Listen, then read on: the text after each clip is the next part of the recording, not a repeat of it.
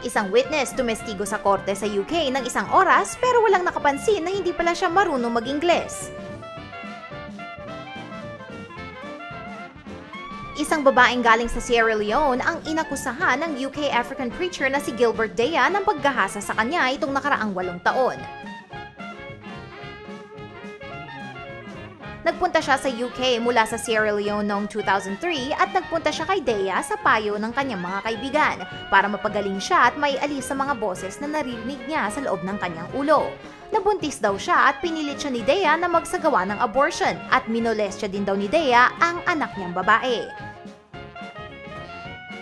Ito ay isang napakadirektang testimonya pero isang oras ang nakalipas bago namalayan ng korte sa London na ang rape victim ay hindi pala nagsasalita ng Ingles.